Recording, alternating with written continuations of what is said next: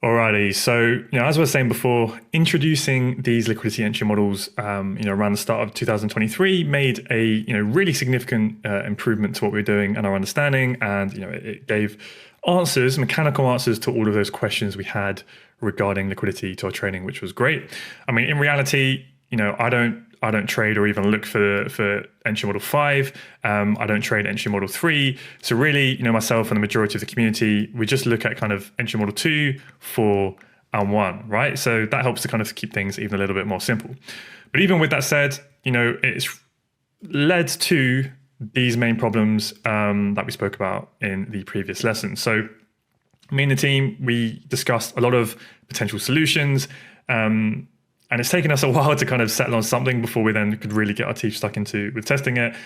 And actually, you're going to laugh at how simple, this change is, but it has such a powerful impact on the results and improving, these quote unquote problems that we have with our trading. So basically everything stays the same, apart from a few little changes to the entry itself, which is a great thing because it means the learning curve is going to be extremely quick with this. Of course, if you are already experienced with the current strategy, okay? So kind of just from a high level perspective, how is it we trade? This all stays the same, right? We build our multi-time frame narrative by looking at our higher time frame and our medium time frame, right? In order to get our directional bias for the session or for the day, okay? Once we have done that, we then go on our medium time frame, as you guys will be aware of what that is for you, in order to look to see how can we play that directional bias that we have, right? So i.e., if we know we want to get long for the session, we need to identify those demand zones in which we want to play that directional bias, okay? Once we've done that and we've identified our POIs that we're happy to consider positions from, then we drop down to our lower time frame, right, to do our entry model. So generally, or those entire entry models here, these, although they look a bit complicated, they are all based on the exact same process, right? We wait for our medium time frame POI mitigation, one of these blue zones. We then look to see, has there been a strong liquidation? If there hasn't, then we wait for one. Once that has occurred, we then identify the PBL. We wait for it to fail. We also need a chock to occur, so structure has shifted back in our favor. Ideally, we get that V shape, right? So we see that momentum to show us that, big orders are being filled. And then we will enter on the PBL flip or the extreme with a limit order, right? So again, all of this is going to stay the same, except we're going to do a few less steps, okay? So just to quickly go over that again. For now, we are only focusing on liquidity entry model 2A, okay? So just to visualize what we're just looking at, we wait for essentially that fake break to occur, right? Where this low breaks a high, because then we know that when that structure breaks, what does it do? It generates strong liquidity below that low, right? It induces that sell side liquidity below that low because it broke structure. We then wait for that strong low to get liquidated, okay? We obviously need to have our POI mitigation.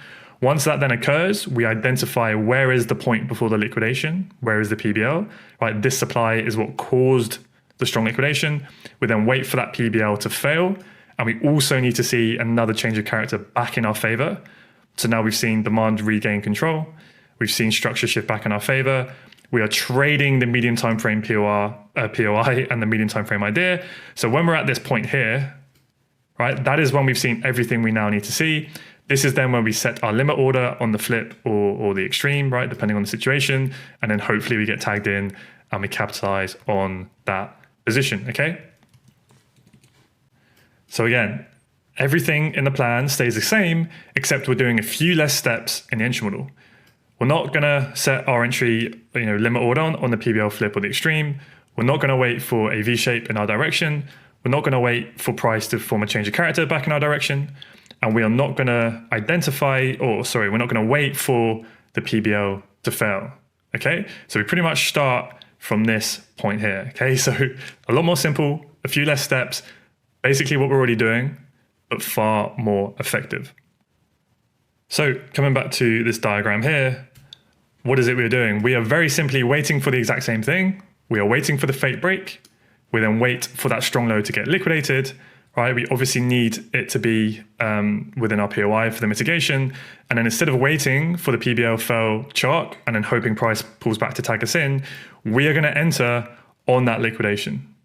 Okay, so a few less steps, very, very simple in my opinion, but extremely effective. Now, this will drastically improve the number of trades you are getting entered into. Okay, we're going to use stop orders. So stop order is where price is down here and you have a buy order above it. So when price moves up, it's going to tag you into the trade. So this, like I said, drastically improves trade frequency, but you need to be aware that you are trading with less confirmation than waiting for all of this. Okay, so that is the downside. So the most important thing about the strategy is still true. And in fact, it's even more true than it was before. And that is this, that the medium time frame narrative, or yes, the multi-time frame narrative and your medium time frame POI selection is everything. That's the most important thing, right? You can have the perfect entry model, but if you are trading and entering in the wrong area against the narrative, against the directional bias, you are going to get smashed probably even more because you're getting in before prices move back in your favor. Okay, so I just want to make that very, very, very, very clear from the offset. The most important skill with this strategy is not identifying an entry model and taking it. It is being patient, waiting for the right medium time frame narrative to set up, waiting for the right POI to be hit. And that is a skill that does take time and requires experience. That is the most important thing. This entry model is just going to help you capitalize on that more often, once you've got that skill nailed down. So again, the bearish scenario, we are simply going to wait for price to mitigate our supply zone, look to see if that strong liquidation has occurred, right? We're only looking at the fake break at the moment, okay?